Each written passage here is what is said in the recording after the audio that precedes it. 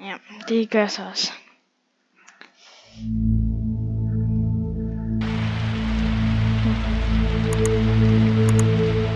Ja, det er sgu bare, jeg har bare lyst til at se.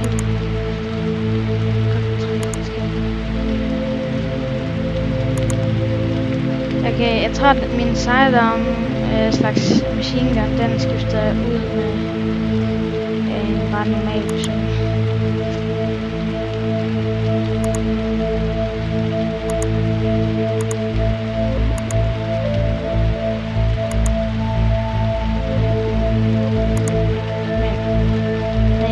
Jeg havde allerede, to health pills. Jeg havde allerede 2 health pills. Jo, jeg havde faktisk også 2, men jeg tror bare, jeg brugte den ene til at starte med sådan hun er et sted sådan nok. Ja, hvad skal vi tage af skud? Ja. Hvad skal vi tage? Flechjævler. Er det 1, 2 eller 3? Nej, der var...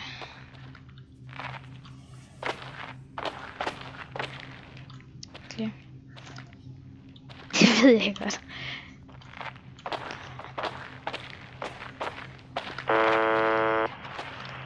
Ned med dig! Ja. Jeg tager og kigger her.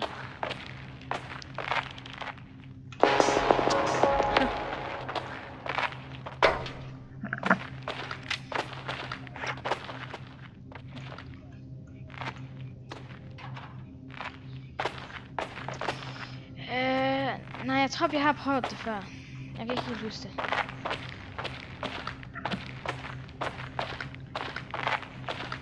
Men skal vi ikke lige kigge de andre om, eller skal vi bare direkte op? Jeg ved ikke. Der er en granat oppe, den er der.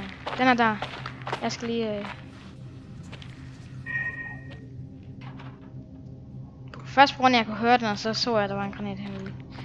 Ja, jeg tænker herovre. Ja. Du er...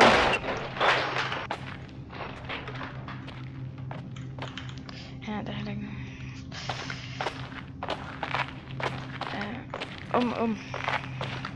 Ja,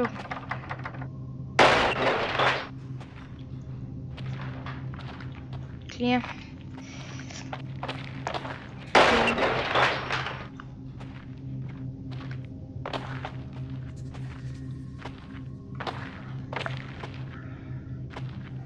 Ja.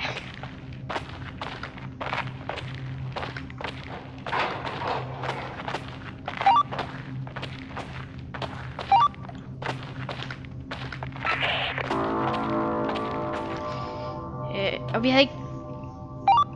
Nej, vi havde ikke... Det var kun et eller 2 rum, der var nogen inde i.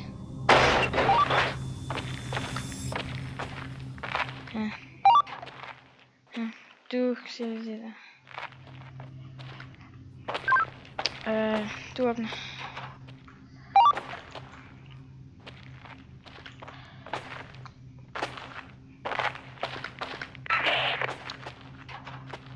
Ja.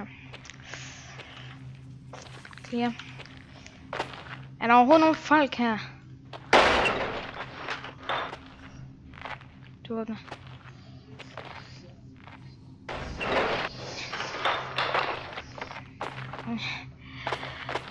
Måske kan det også lagte lidt for mig, så... Ja.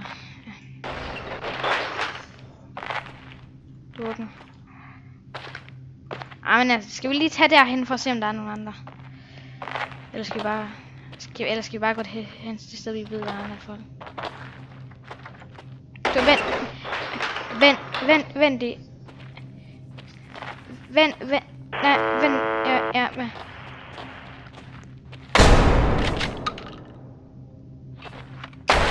What? Hjælp mig, bagved. Hjælp mig. Tak.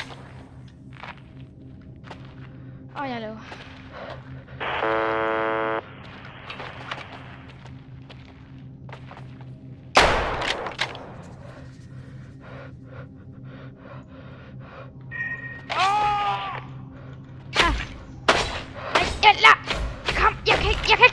frem. What the fuck? Min gun kunne... Jeg kunne ikke tage min gun frem. Jeg kunne ikke tage min gun frem. Det gjorde jeg også. Arne.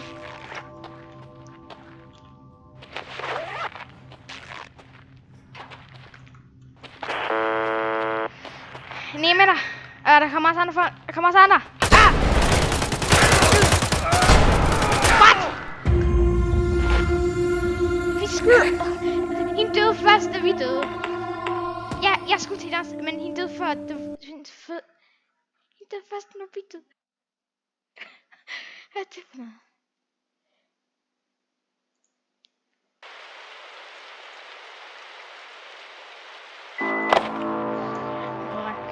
Det lægger sig lidt for mig.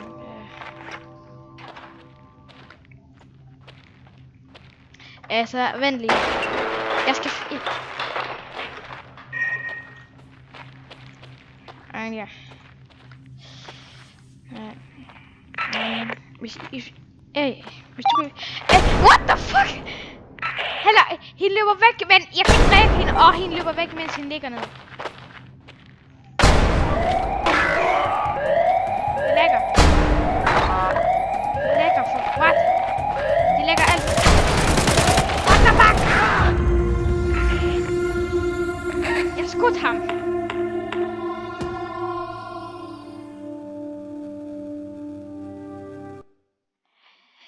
Altså, er det sværeste difficulty i lag? Er det sværeste bare lag? Er det bare det der? Plate. Skal vi ikke bruge et andet skud?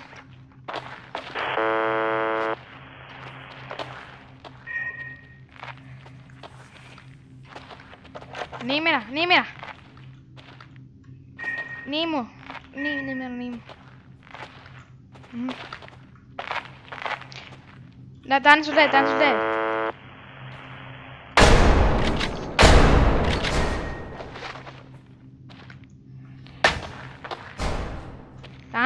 Der er en. Der er en radio, sluk det. Okay, du er inde i det andet rum. Nå.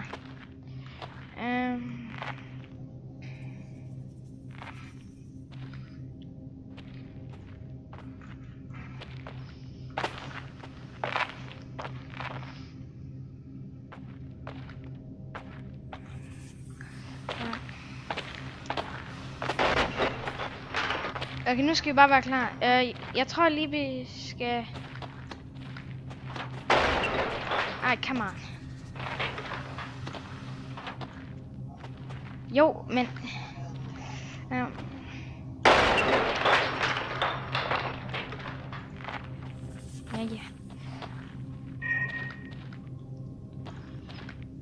Der er også en soldat. Jeg lader det skyde. Jeg åbner lige hurtigt her. Der, han løber!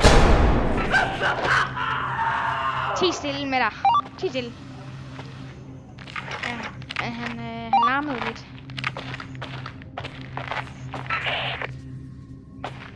Jeg skal lige reloade så.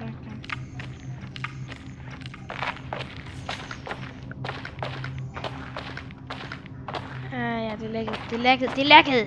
det lagger for mig. Altså, jeg var inde i rummet, men så bliver jeg bare spawnet tilbage.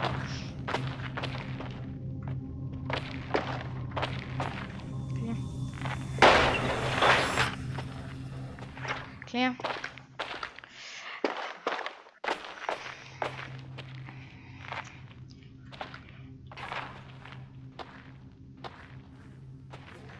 Ja, der burde være nogen herinde.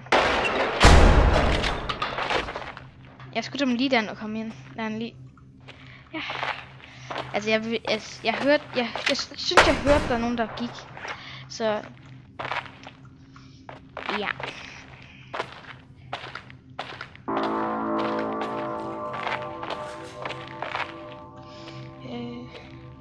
vil ikke lige have noget ammunition. Ammo.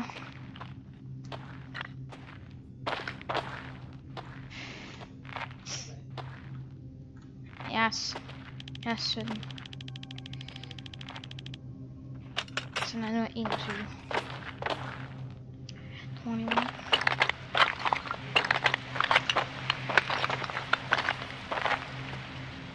Jeg lukker lige døren. Lukken. Clear. Altså, det er så, der er sådan kun to. Der er kun 2 steder, der er nogen på gangen. Hvad? Der er en granat. Jeg står lige lidt tilbage. Så.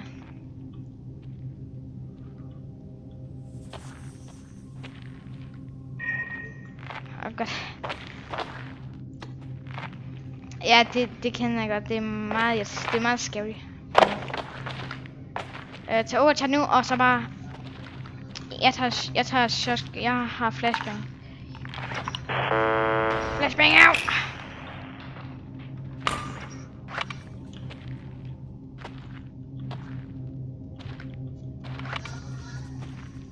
What? Der er en, der drev mig. Der er en, der gerne vil dræbe mig. Gunner!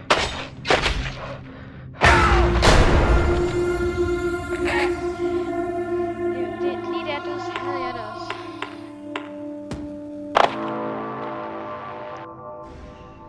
Vent med. Det er lækkert.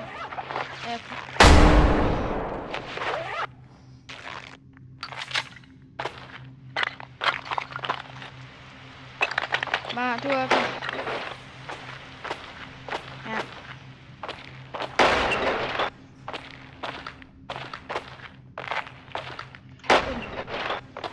Jeg tror, den her gang, der skal du ikke have overcharge.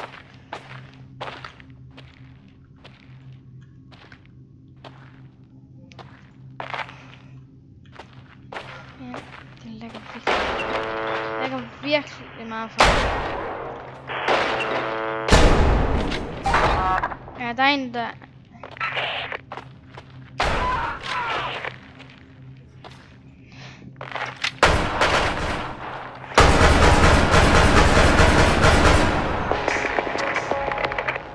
Jeg har tjekket. Jeg har tjekket for puls. What? How? Ja, mission impossible.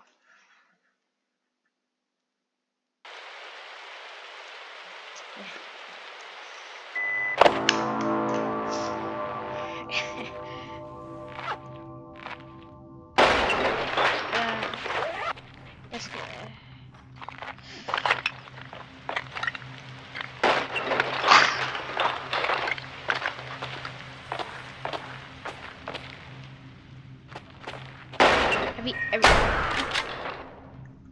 Er vi ikke... Det er altid den her dame, der er i sort tøj, det er altid den, der løber. Hende har en kniv!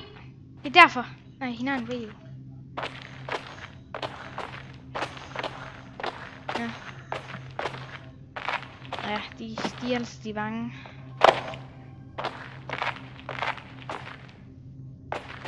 Er der? Er du inde?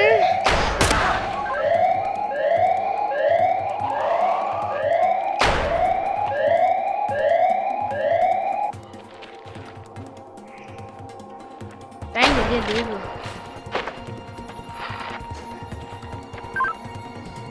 Det er lækkert, at jeg har ikke engang set det åbne døren.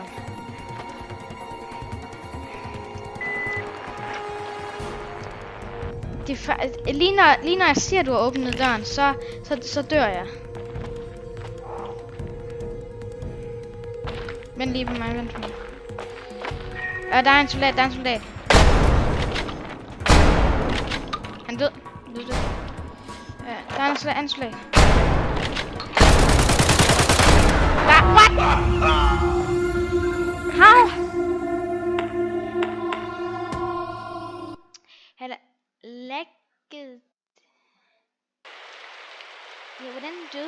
grund af... Ja. Ja. Måske skal vi prøve næste gang at tage den bedste, den der machine gun. Skal vi bare prøve at se, om vi kan ordne den. Ja, stadigvæk, så kan vi bare lige komme ind i et rum, og så bare blæse det, mand. Nej, en masse. Jeg kigger på... 9 meter. 9 meter.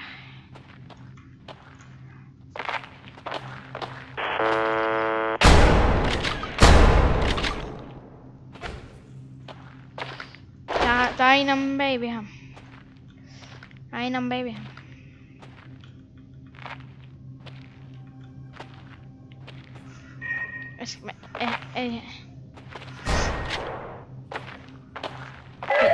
Det lægger virkelig for mig.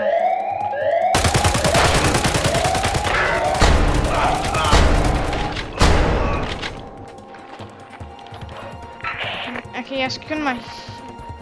Men, jeg er virkelig lav, så det du også, mand. Det lægger. Det lægger.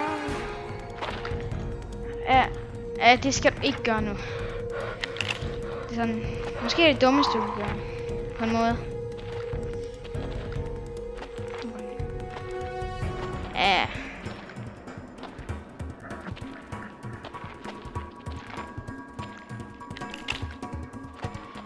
Jeg har hele... Der er en... Radio, den slukker jeg lige på. Ja. Hvad?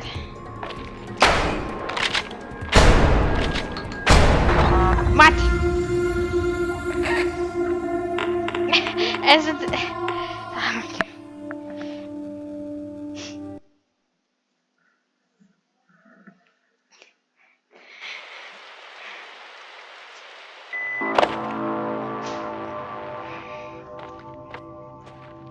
Plate.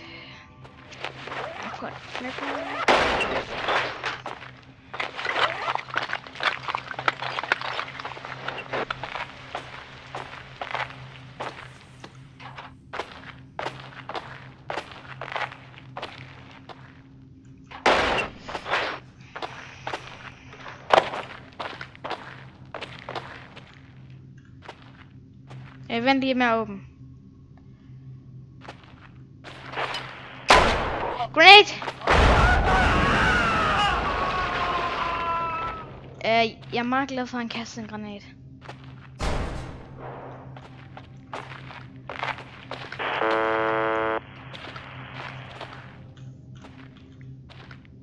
Ja, det er på grund af det lækker.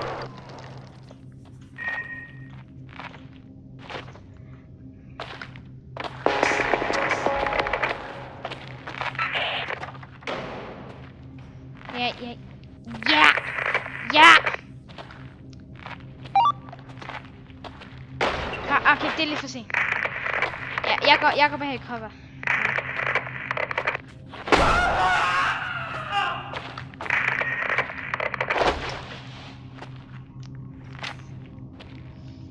Kan jeg tjekke for en puls? Is that necessary?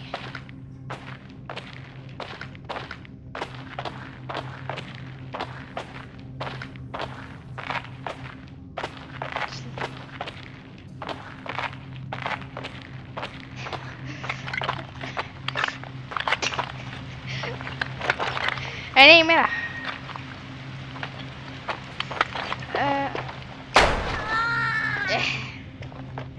Vent med at...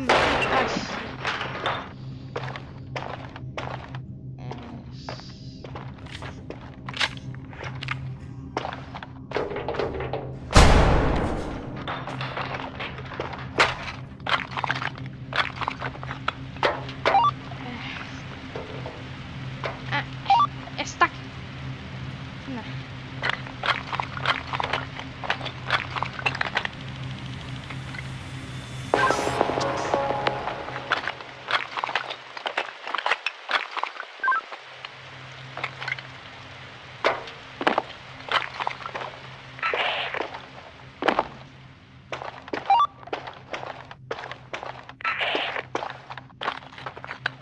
Ja, det skal vi.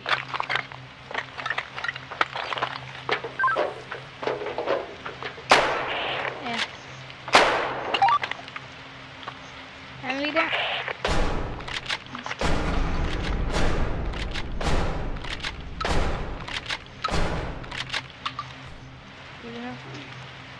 Husk også, at hvis jeg skal bruge vores person. Ja, bare alt. Vi skal bare bruge alt.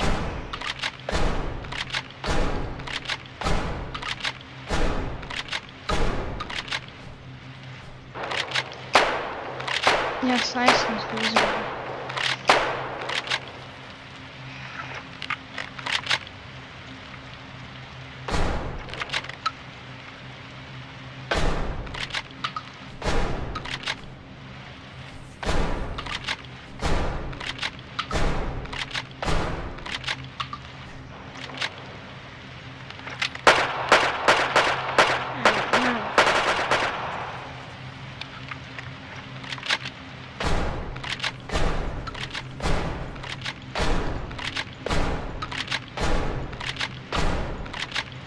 Anna.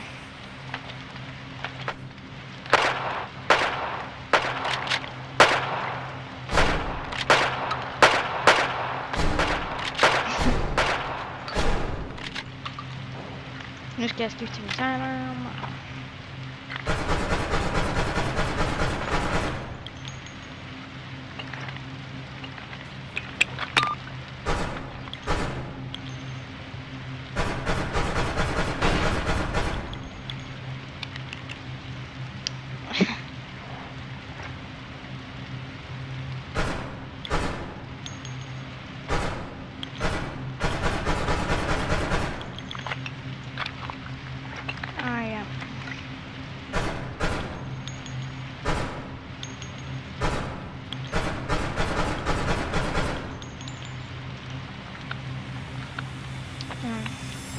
Ja, det kan jeg også, det der.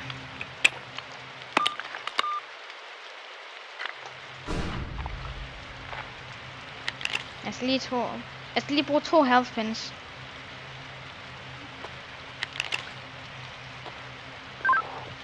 Ja, nu har jeg ikke... Jeg er med tilbage.